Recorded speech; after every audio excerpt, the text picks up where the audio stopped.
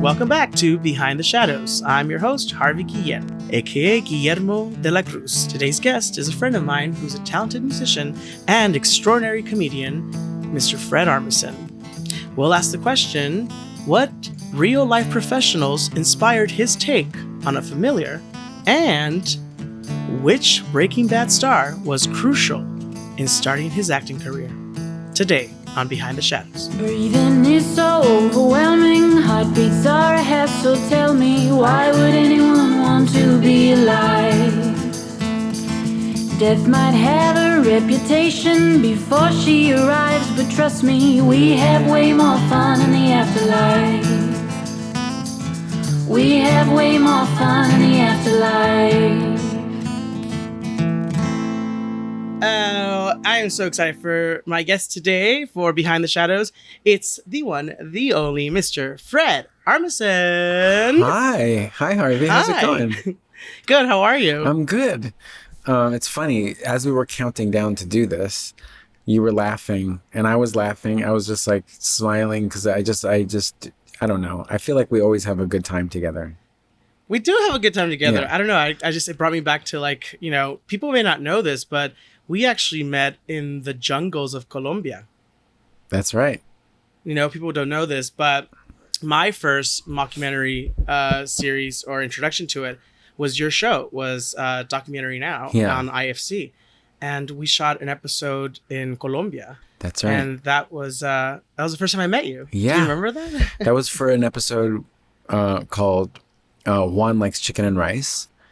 And it was sort of a little bit like a Jiro Dreams of Sushi kind of episode. And we did it way up in the hills of Colombia. And it was, I had a great time and you were great. And I had a great time. Yeah. That was my first time. Originally, that episode was supposed to shoot in Cuba. Yes. I remember that because I was super excited because it was around the time they had just allowed people to visit Cuba. And I was just like, oh my gosh, I'm going to get to go to Cuba. One of the first people to actually get allowed to go in there. And at the very last minute, I remember it was the week of or something. I was like, it's Colombia. It's like, we're going to Colombia. I think because Obama was going to Cuba that week. Exactly the same week. Like he announced he was going to go there. So there was no way we could actually travel there in any sort of, easy way. So... yeah, but I'm kind of glad though. I'm glad that Colombia I knew so little about it before, so I'm glad that we got to know it and we got to know Bogota a little bit, and I don't know. I'm glad we did it there. Me too. I actually really fell in love with Colombia and being my only time there and wanting to go back ever since. And that was probably one of the craziest rap parties ever. It just ended up being this crazy night with my friend Tatiana. We went to that, what was it? Andres Carne de Res, the steakhouse for a rap party. Oh, yeah. And they had, it was Tim Burton night. So they had people like Edward Scissorhands or whatever. Yeah. It was a crazy night. It was really, really fun. And then it was, we had to leave the next day. So yeah, it was a nice goodbye to Colombia. Yeah. But that was then. And then we got to work together again, which was. I know. Which I'm so excited. So the episode that we just saw last night is basically when we get introduced to your character, a new familiar. So why don't you tell us a little bit about this character you got to play? Well, it's kind of, or he's kind of a sort of manager / publicist. And it's kind of like he's trying to keep blood away from this. I guess I'll call him like an artist. He's like a sort of hip hop artist. Rapper. Yeah. And I think the way we tried to do it is to make the character, the one I was doing, not too much of a cliche, but more like a music business guy and someone who gives bad advice, who's not really the best manager, who's not really, looking out for the best interest of his artist. But I've wanted to do the show for so long. Well, first of all, seeing you on the show felt like a victory. I was like, hey, there's Harvey. I was so happy, and also not that you need me to say this, but clearly casting already knew what they were doing. But I felt this makes so much sense. It made you so perfect for that. And over the years, aside from loving the show, I've always been such a huge fan of Matt Berry. So anything he does, I just always wanted to be involved with. And I've worked with him before, and then I did an episode. Oh yeah, you got to work Portlandia. And also his show Toast of London. So there was a season that was Toast of Tinseltown that I got to be in with him, and I just love the show so much. And I was like, oh man, I hope someday I get to do it. And I just mentioned it to Kristen Shaw, who is a neighbor, and all of a sudden there I was in Toronto getting to do the show. So I remember also we got to hang out, right? We went to that museum. Yeah, we went to Casa Loma. We have a picture of that here. We'll insert the picture right there. And it was Kristen, you and I, her husband, and Ruby, and we all just got to hang out. So it was very, very, very, very nice. I remember that. There it is, right there. Yeah, look at that. That's all of us. Yeah. Casa Loma, that castle is insane. It's a museum / restaurant. It was really fun. Yeah. But we got to hang out again after all that time, and I know that you and Kristen are really, really good friends, and also neighbors. We just had her on the show on a previous episode, and she was talking about you and how you guys are friends. So it's funny how everyone just like, it's good energy. You know what I mean? Like it's like good people know good people, and it doesn't surprise you, but it's surprising, but it's not surprising, if that makes sense. So when like Kristen says, like my friend Fred, who's amazing, I was like, I love her. Like it's like a connection, to everyone who's just good energy. Just Kristen has such great energy. Yeah. And you have great energy. So I feel like that makes sense. Yeah. Likewise, the fact that she works with all, the cast and you, it's weird. It's kind of something that I always hope for when I watch something I really like. I sometimes think, I hope they're all friends with each other, or that they all also hang out. Like I don't know. I just like the idea of it. I've known Kristen a long time. I was remembering that when we went to that castle and hung out, we all went to dinner. And Kristen has like a really good attitude about dessert. Oh, yes. That is like the way that all people should think, because we all get in our own heads about dessert and whether or not you should have it all. And she is so openly like, what? No, you order dessert and you eat the whole thing. Why not? And I still think about it. I still think like I have to remind myself. I'm like, what's the point of life if you're not like eating a full dessert? It's so funny you mentioned that, because I just saw that video today, like probably 20 minutes before we started this, because I was going down my library of like memories, because I was like, oh yeah, that day at Casa Loma. And I just saw that video of Kristen getting really excited with the flames. Oh yeah, that's right. And it was it was a show, but it was dessert. So it's rare to see dessert be a show. And so it was entertaining. It was visually stimulating. Like it was just it was so nice. So that video, which we'll insert here. But also, is it so fun to do? Oh my god, it's hypnotic. Every time I get the chance to do one of these, I always pounce on it. Yeah. So much fun. This is fun. I like it. It's like a show. Do the cups get hot? Luckily, no. But my hands definitely do. Yeah. I'm going to do one more for good luck. Good luck, good luck, good luck, good luck, good luck, good luck, good luck. There we are. Woo. So, under here we have a lovely chocolate sponge base with a raspberry potato truffle, some raspberry sorbet, chocolate ice cream, all covered with some lightly toasted meringue. I'll pour this over the baked Alaska and we get a lovely campfire finish. Oh, yeah? Yes! Oh my gosh!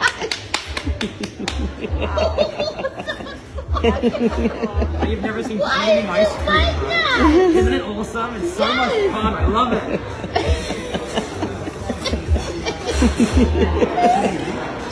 What is that chemical on there? Alcohol. Alcohol. It's rum. It's rum. That's what we put in our tummies. Exactly. it really kind of tells you the kind of like person you get to hang out with when you hang out with Kristen. Just that energy. So excited about the dessert. And from there on, actually, I always say, why not? Even if you know what I mean? Like, it's like the idea of like, why not? It's the attitude. Totally. And so I'm glad that you said that, because that's kind of the same idea that I had when I was having that experience with her. She's so great. Being on set, how was that? Like, from all the other amazing projects you work on, like how, which by the way, I'm such a fan of shows like Los Spookies, which people may not know this, but you speak Spanish. Oh yeah. And a lot of people are always surprised. I think we're surprised sometimes to find out actors speak Spanish if they don't seem to be the traditional, like, oh, I didn't even know you were Latina, or oh, I didn't. Yeah. That's always a weird thing for me. This is just purely, this is going to make no sense, but like, I always, when people are surprised, I'm like, how are you surprised? Of course I speak Spanish. Because sometimes like, but that's just, I just assume people know. And then also you can argue this with me. I look in the mirror and I'm like, is it me, or I totally look like I'm of Latin American descent? I'm just like, I'm half Venezuelan, and in my eyes, I'm like, I feel like I look like it. When I look at my uncles and stuff, I'm like, oh my God, I totally look like I'm from Venezuela. Anyway. Yeah, because that totally resonates with me as well, just because I get that too. I was on set the other day, and one of the costume assistants who was from El Salvador, and we've been filming for like a month now, and I said something in Spanish, and she says, ¿Hablas español?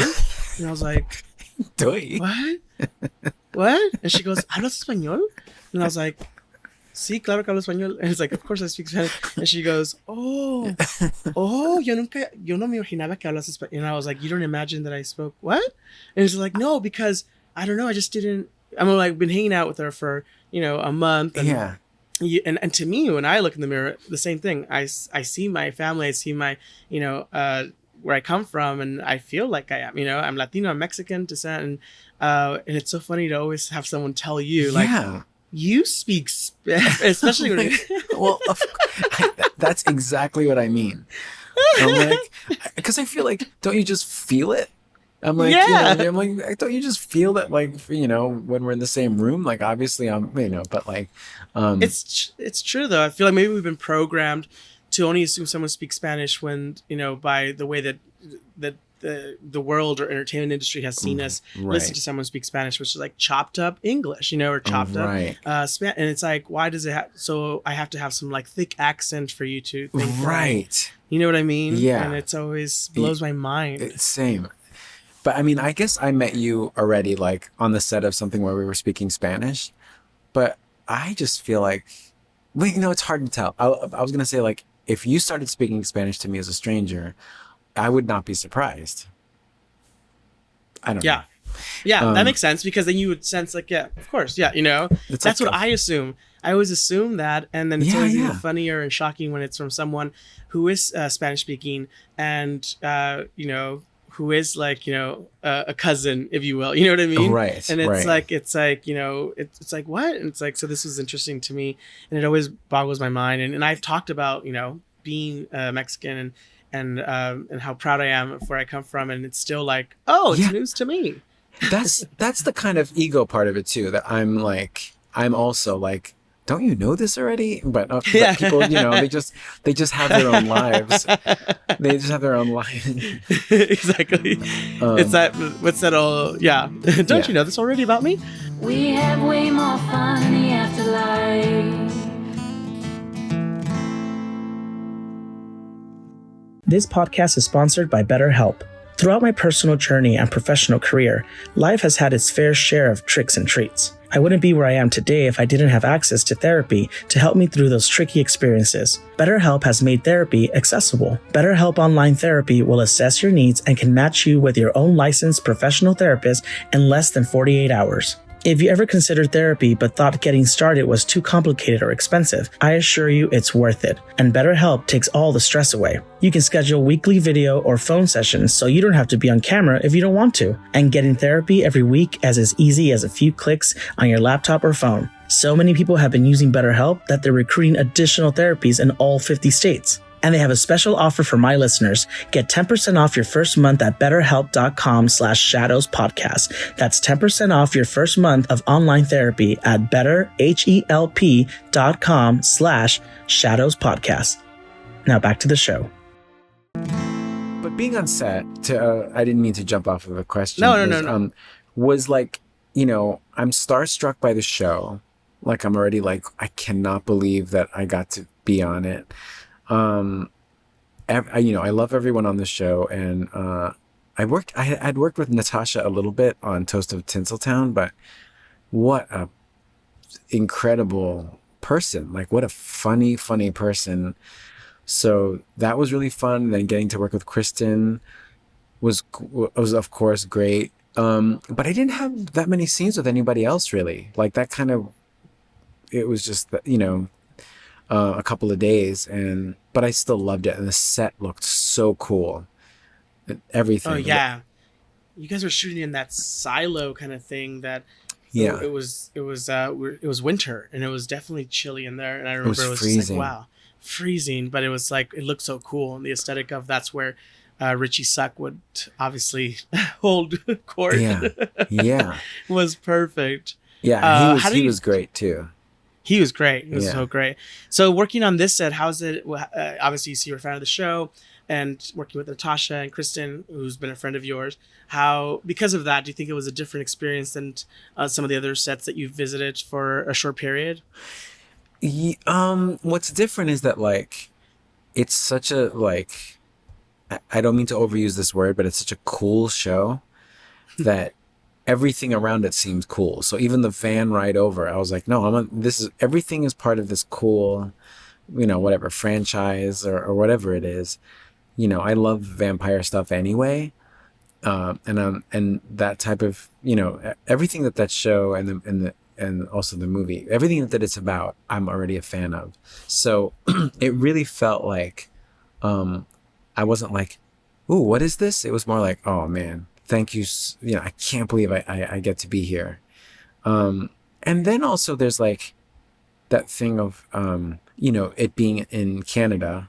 I hope there's no spoilers, but like those crews, like, they do it so much that it's all very efficient. So they really have it dialed down into like, where I'm supposed to be every day. And like, that part I liked as well. Not that that's always the most important thing, but it was very like, oh, we've done this plenty. Yeah, it's like a well-oiled machine. Like it's just like perfectly, like, for someone who doesn't shoot in Canada, like myself, before I got, this show and moved to Toronto, my mind was like, how does this work? How do you, and what if it's cold? And and then it's like, oh no, we got you. It's like everything. Exactly.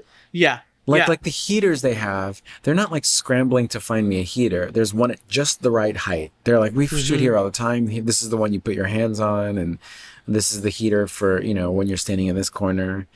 Here's your coat and to walk it to set. Yeah. All that. It's thought out because they've been doing it, for a while now.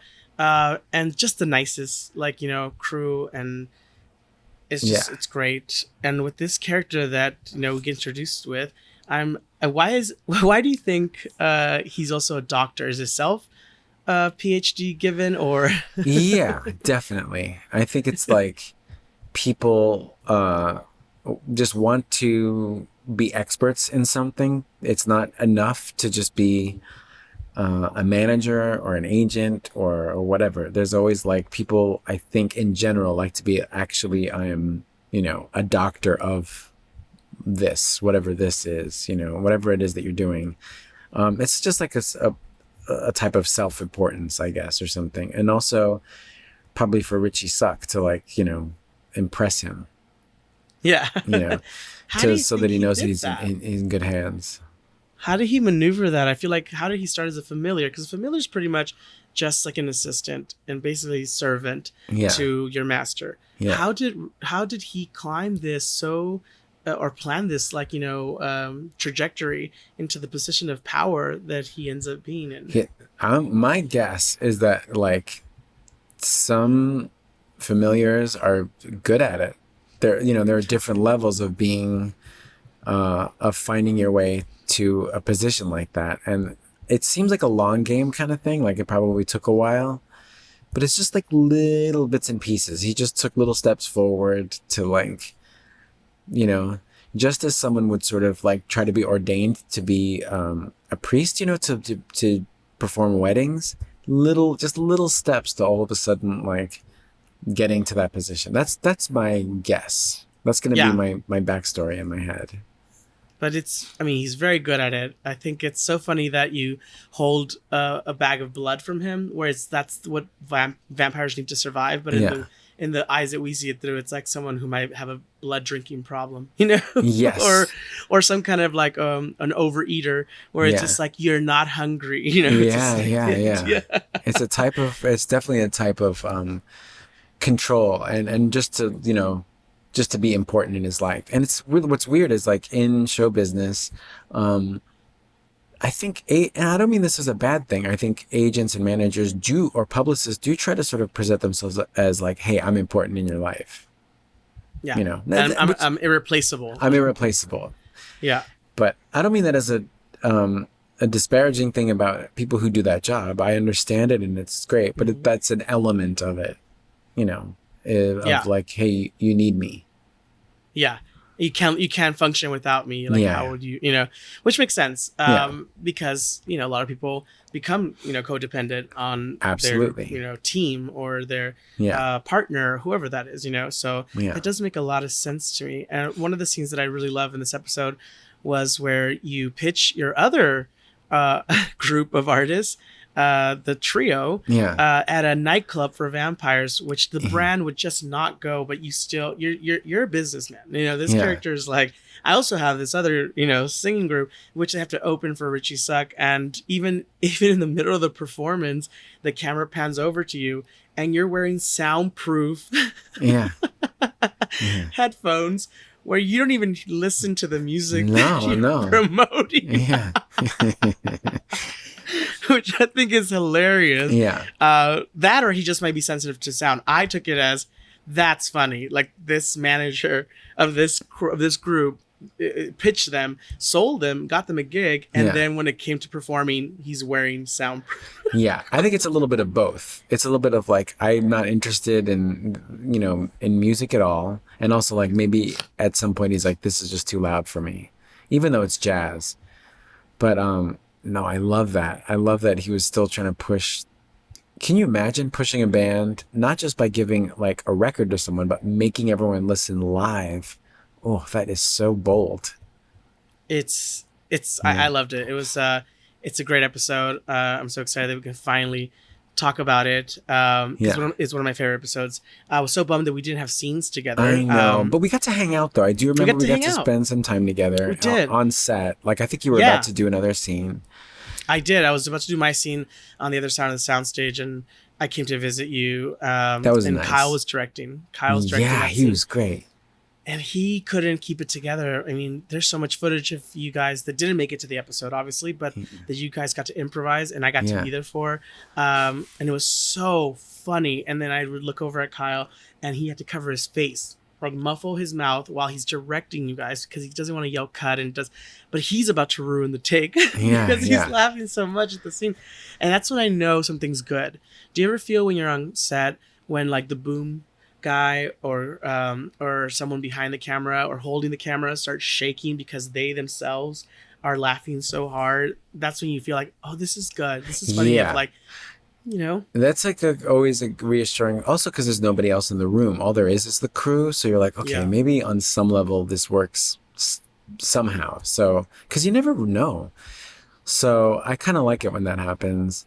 And then on top of that, like, there's also like, when I see it happening, I try not to lean into it too much. Like I try not to like, oh, I'm going to keep making the guy holding the boom or the person holding the boom laugh. I don't want to, Mm-hmm. I kind of want to like, okay, that made somebody laugh, but let me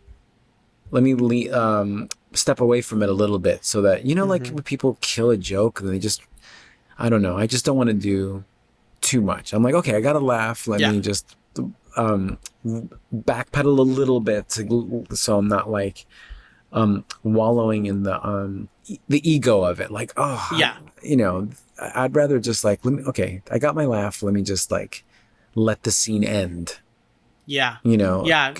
You got that laugh. You don't need to like lean into it more, almost like egging it on, because then you're feeding it, like you said, you're feeding that like ego of like, Yeah. oh, you like that? Take a look at that. It's always a nice surprise when you weren't expecting it, because usually it's dead silence in a room. Yes. And so when it is a nice surprise of, someone laughing, it's a nice surprise. So you take it, it's a gift, and you're like, oh, this is gonna work. Keep going. Just keep going.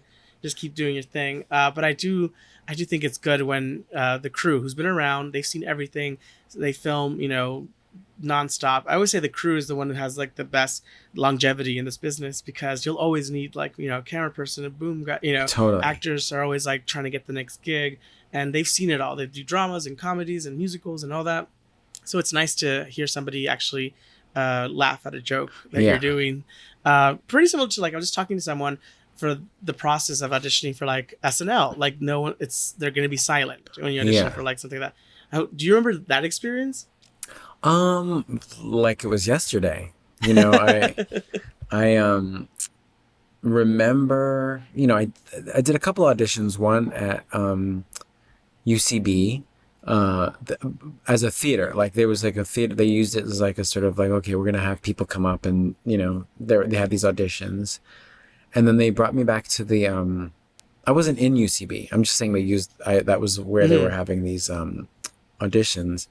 And then when I was finally at the studio, I was so, it's the studio of SNL, like where they have like the opening monologue. So I was so like blown away that I was even in that room, that I don't have a memory of like who was laughing and who wasn't. I was just like, I remember seeing, people out there, like their silhouettes and stuff. And the one weird thing that happened was the stage manager said, blah, blah, blah, slate your name. And I didn't understand if he said, you don't have to slate your name, or go ahead and slate your name. But I didn't, in the opening of an audition, I can't go, what? Yeah. I have to just go. So I just slated my name anyway. And and I just went on with it. But I kind of like, it's such a weird thing that I did, like it was characters. So I just went through it like a train. I didn't there were no jokes to be like, hey, here's my joke, where's the laugh? I just kept talking and going through it. And but yeah, what a day. I mean, That'd be funny if you exit and they said, we told you not to slate your name. I was so in that moment. I was like, of all things to happen, like I would love to have heard what he was actually saying, but I was like, that was important information. Do you remember some of your characters that you did, or did you do impersonation? Oh yeah, I did. I went out as Felicito, the Venezuelan drummer, and I did the audition as him auditioning, so that I didn't have to begin. I could start out with like an in character. So I did him, and then I did a self-defense expert, and then I did 2 impressions, Sam Waterston from Law and Order and Vin Diesel. And I remember like for the audition, like when I was doing these characters, I think I was told to do 3 and 3. I think it was like 3 characters, 3 impressions, but it was too long. I think 2 and 2 somehow worked out for me. That's nice. You took that, because I think most actors or comedians would run with that and say, can I do even more? But that's smart to do 2 and 2 strong and finish strong with like, I feel really good about these 2. It just felt right. I was like, I'd rather not risk doing something poorly. I was like, I think I got these characters down. Let me just leave it at that. We have way more fun in the afterlife.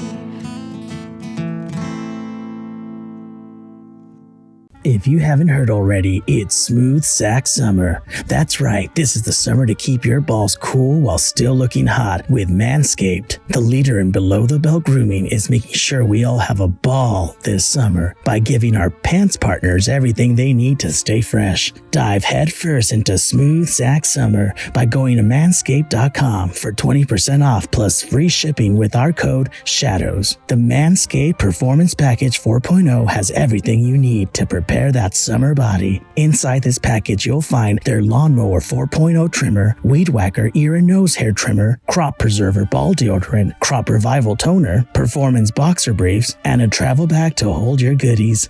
Did I mention this trimmer is waterproof too? Beach, lake, or shower, this razor will devour even the strongest eternal pubes. Get 20% off plus free shipping with code SHADOWS, manscaped.com. That's 20% plus free shipping with code SHADOWS at manscaped.com.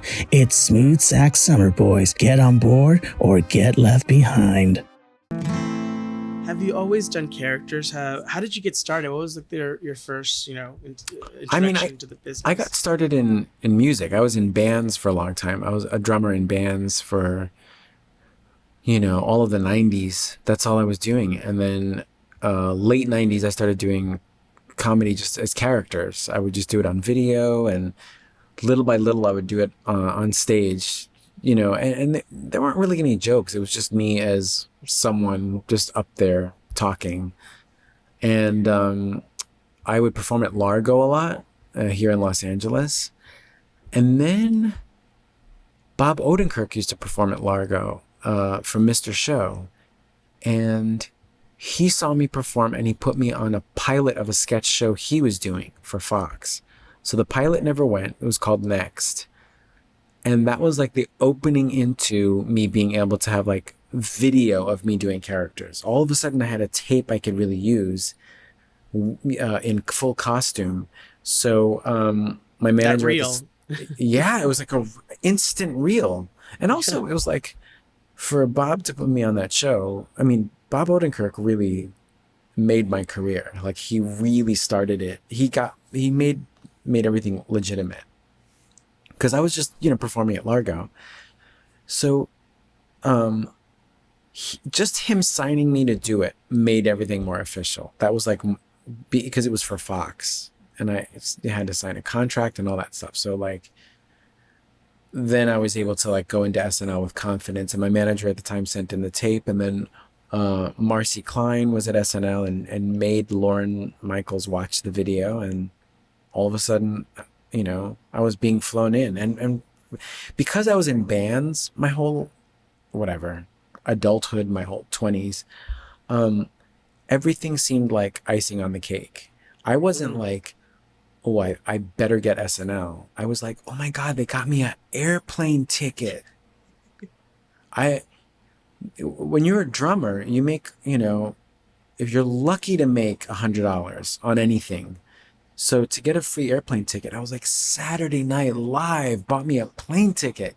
I already felt lucky. I was like, I can't believe it. And then I kept going. Then all of a sudden I auditioned again, and that year there I was. I love stories like that. I love hearing, the origin of, you're already a musician and going into, is it different, do you think? I mean, you're an artist first, I guess, and foremost, because you're very musical and you're obviously very funny. How do you think performing in those two different venues shapes you to be an overall performer in general? Just because it's live in front of an audience with drums and you're performing music, but also live by yourself could also be very intimidating in front of an audience to do a set, Yeah, it ends up, I think over the years I've kind of like, I think that they're the same. I think it's really the same. Like when I was a drummer, or when I was in a band, you just wanted to entertain that crowd for that night. And it's like, same thing with like doing stand-up. The length of a joke is like shorter, but still songs are kind of short too. Like there's like a beginning, middle, and end of a song. So I still am very much like when I do stand up, I do think of myself as a drummer, or even when I'm doing sketches, I spent so much time drumming that getting on a stage or on a set, I still feel like that sort of preparation of like when I was a drummer, that kind of thing. So I used to think they were really different, but they're pretty much the same. Yeah, that makes sense. Yeah. It totally makes sense. What does your family think of you when you wanted to be a drummer and going to be a musician and performer? I know for me personally, it's coming from a Mexican household. It was like, why don't you be a lawyer or why don't you be a doctor? This is so funny, and those were exactly the words I was gonna say, except really, except for that I'm Venezuelan, which, I can't be mad at my mom about that. I mean, it's just like, but it's so funny that those are the two occupations that they were obsessed with. Yeah. So I was like, I'm going to be a musician. And for some reason, they said doctor or lawyer. And I'm like, those are very different. Which one?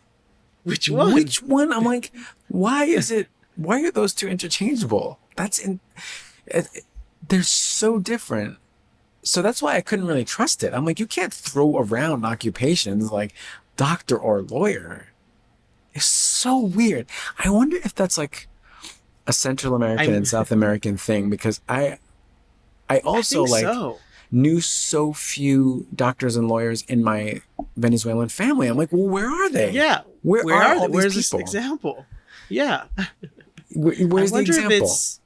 Where's the example? I wonder if I think it's Latin America. Yeah, I would say that it's probably because those seem to be the pinnacle of success as a profession. But I was always thinking when I was little, wait, so if everyone goes out to be a lawyer and a doctor, then we just have a whole bunch of doctors and lawyers running around and nowhere. I was like, do I seem like I'm interested in medicine? What part of me have I mentioned, an organ? Have I mentioned medicine or law or law? Let me know if for some reason I guarantee you I probably didn't bring it up once. I don't think never. Even once was I like, there's a law from the 1800s that, I think at one point funny. I started acting out lawyer scenes just because I thought that's what my mom meant. So I would do I object. And that was like literally like she would look at me like weird. Like, so my beautiful mother, who's Spanish speaking, would automatically look at me like, ¿qué? And it was just like, ¿qué estás haciendo? And I was like, I object. And I would like literally forming an argument with her about how we should go to Disneyland instead of staying home this weekend. Yeah. And she was like, she probably thought I was insane. I was just looking back at my poem. I'm like, I was taking her advice. She said you should be a lawyer or a doctor, but I didn't know that's what she meant because I was acting like a lawyer, because I would watch like reruns of like, Judge Judy or something on TV where like, it's like, that's what it is. Okay. So a judge says this and a lawyer. Okay. Or whatever crime, drama was on TV. But I just remember being told you should be a doctor or a lawyer. So that's so funny that you said that. And I think that's very similar. And where does she live now? She lives in the San Gabriel Valley, so it's not too far from me where I live in LA. So I just saw her yesterday. But it's so funny. What do your parents think of your status now, of your being a successful, artist? What do they think? They're elated. They're like really happy and surprised. Not surprised like just like because they're not entertainers. So they are more like, where did this come from? Although I will say that my mom used to watch SNL. She is the person who introduced me to SNL. Oh wow! So when I was a kid, she would watch the cast with Chevy Chase and Gilda Radner, and so already without her knowing, she was sort of like opening the door to like, what that kind of comedy. So no, now my mom is like blown away to all the people that we used to watch. Lorraine Newman and Chevy Chase, like she gets to meet. So no, they're and my dad too. My dad we have the same name. So he's, to see that name, he's like, oh my God, he's very like I guess the word is proud. Yeah. Yeah. And you're part of that legacy. You're part of that legacy now, where she was watching that at one point on TV, and her son is now part of that history and that legacy of SNL. Yeah, it's it's never lost on me. Every day. So, every day I think the same thing. I'm like, I can't believe I used to watch that show, and then I ended up on it. It's never lost on me, and I still watch it. I love it. My dream is to one day host it.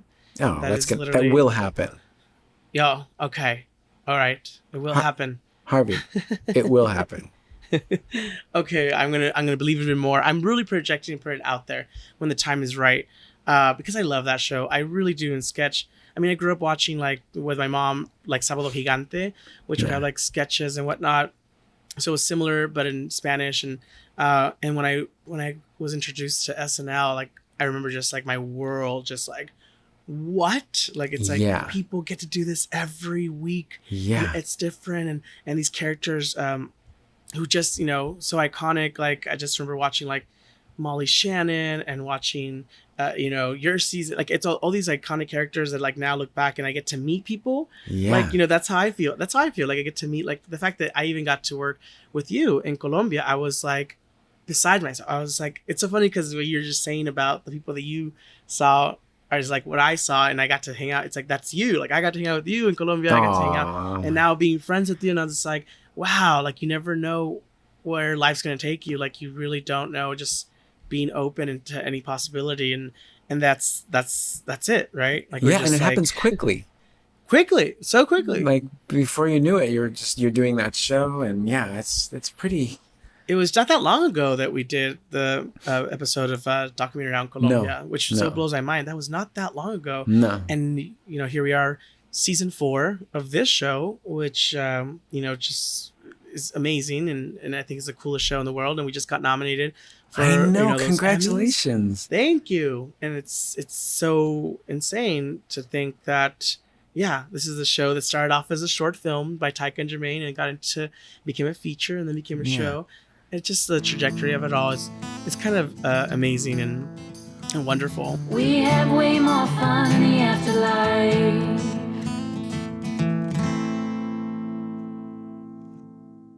What would you say? You've played so many iconic characters. I'm partial to, like, a lot of the characters in Portlandia that I just love. So if you were to choose, like, a favorite character from each of the projects that you've been involved in, starting off with, like, SNL, and then, like, Portlandia, and then SNL, it changes every year. Like, sometimes I have, like, an answer. I'm like, oh, this was my favorite character. But, like, as time goes, like, I have, like, different memories, like, represent something different to me. So when I feel like, oh man, that was such a great time, I think about, there was this sketch that we used to do with Bill Hader as Vincent Price, and I would play Liberace, and something about it was just so, like, it really felt like I was on SNL. That felt very, like, I don't know, the costume. I really love Liberace. Something in there was just like, it felt like, wow, this is. So I feel like that was, like, I don't know, one of my favorite things to do. And then for Portlandia, I would say there are these goth characters that me and Carrie did. We called them the weirdos, and they're sort of monster, not even, they're just into goth stuff. They're like, and I really love doing those characters, and I think that it's the closest to my real personality. Like, when I was doing that character, that's the most like me any of those characters were. So I'd say those are my favorites.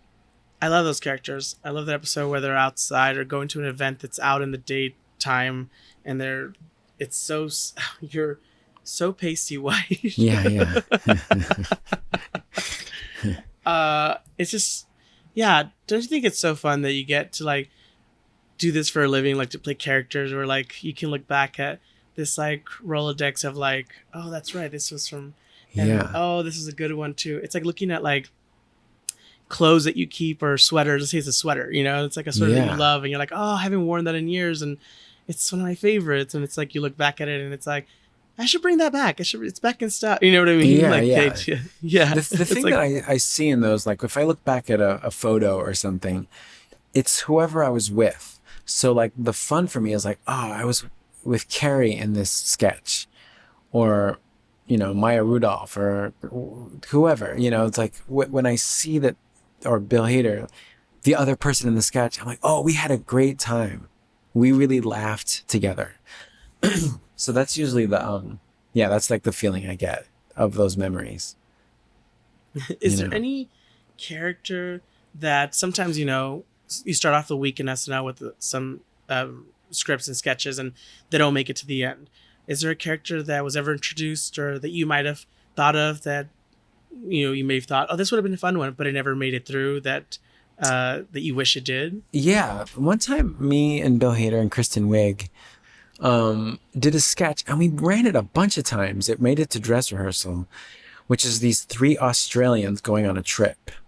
And it's these 3 Australians packing really Australian things like a boomerang and, you know, whatever, a CD of Midnight Oil. And we were like, all we did in the sketch was list what we're packing.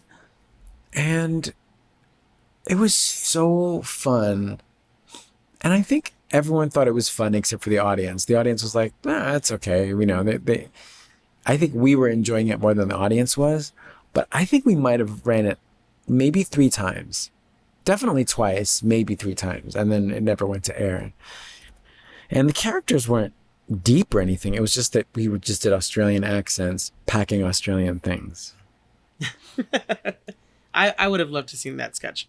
It's just, you could bring in something else. Yeah. You know, another show that I love is Los Spookies. Yeah. Which is one of the very few shows on the air that's anything to do with Latine and goth culture. Yeah. And you'd be surprised how many times people come up to me like at different events or cons and they mention Los Spookies, them being Latine, and say something like, I love watching Guillermo and What We Do in the Shadows because it's only one of 2 shows that I feel seen. And wow. it's that, What We Do in the Shadows with Guillermo, and it's Los Spookies. And you'd be surprised how many times people say that in a sentence. And I just wanted you to know that there's a lot of people out there who really, really are thankful for the show that you have created. Oh, I'm so happy to hear that. That's the best. That really makes me happy. And how did you come up with that? Pardon me? How did you come up with that idea? I just thought, the first thing I thought was like, I want to do something in Spanish. And then I thought, I don't want it to be about the cuisine or like traditional dances or anything like that. I wanted it to be like, there, you know, in Mexico, there's like a real love for like goth music and for like the Smiths and Morrissey. And I just thought like, where does that live? Like where, I don't know. I just love it. Like there's something so fun about it. It's like everything that I love. So it just started there, and then the idea just started coming together. But that whole culture of like goth music in Mexico, me and my producing partner went to Mexico City just to kind of like scope it out, just to be like, what is it like? And it was just very alive there, like the goth scene. And goth is kind of like, the genre is like a pretty, I don't know. There are different versions of goth. I know that the Smiths aren't a goth band, but still, whatever that melancholy spookiness is, I loved that in Mexico City. I really felt it. I love it. Well, people are very happy that you found it. No, that's really nice. I'm also glad that like to hear that about What We Do in the Shadows and then your connection to it. I love that. I love that like they tell you about it. You know. Yeah. It's a good connection. It surprised me the first time. The first time I heard it, I didn't put that together because when you do a project, you're not thinking necessarily like, oh, this is going to be perfect for this and this reason, and it's going to represent this. And just with just being or creating this character of Guillermo and letting him live and breathe in the show and do what he's doing, it blew my mind to think that how much that meant to someone who's watching. Who when you were growing up, did you see a lot of yourself represented on television? Only in. So no, but like only in the movies, or when I got to know, when I read about John Waters, the director, I felt like he was, whatever, an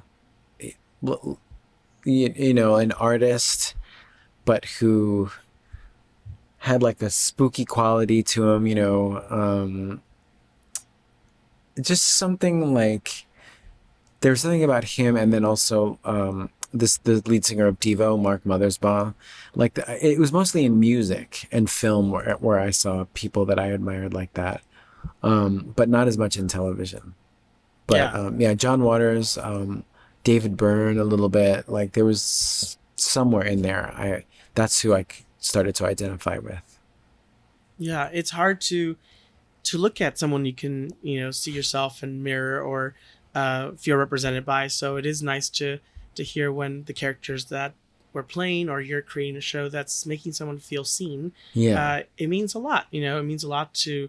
It meant a lot to me to finally be playing a character that it's positive and not like a stereotype or so it's nice to hear that because it does mean the world to someone and it's opening or leaving the door ajar to continue that progress and have something else be created and giving the opportunity to be like, yes, come on, create something that you feel proud of and that could represent your culture. It could represent who you are and how you feel. So it is nice. And it's, it's not lost on people that something you created has brought so much joy and makes them feel good. So I want you to know that. No, that's, it's like the reason to do it. You know what I mean? It's like, it's kind of more than anything. What you're telling me is like, yeah, that's like the reason that's the fun of it. But I was just thinking as you were telling me that like the people who've told you that about you, some of those people are going to go on to also make great art. So someday I do feel like someone's going to come and go like, Harvey, you answered my whatever. You answered a message or, I met you once and you were so nice to me. Now I've got my own TV show or something like that. Like there is going to be a day where you will have been that influence that got them going. I can't wait. That's going to be, like you said, that's going to be worth it. It's all worth it, Yeah. But here we are on a show that's goth. It has representation in all sense of the word. And your character is so fun. Last night's episode is one of my favorites. And we're asking everyone if your character had a drink at Naja's, the bar and club, what would that drink be called and what would it consist of? Ooh. Wow. It would be called the Choco Mucho. The Choco Mucho? And it would be a chocolate liqueur with chocolate milk, chocolate chips, and ice cubes. Ooh, on the rocks. On the rocks. That sounds good. Like a cold chocolate drink with some chocolate liqueur in it. Ooh, that sounds really nice. It sounds like a nice dessert drink and something you can sip on as you're walking around the dance floor. Yeah. Or maybe chug it down because it sounds so good. Yeah. Because dance floors are like, it's so hot in there.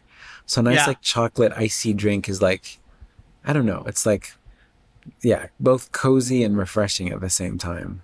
Yeah. And someone would ask you because they would look at your cup and it's just chocolate and brown. And they'd be like, what are you drinking? Yeah, yeah. What? What are you drinking? Mucho. The Choco Mucho. The what the mucho? The Choco Mucho.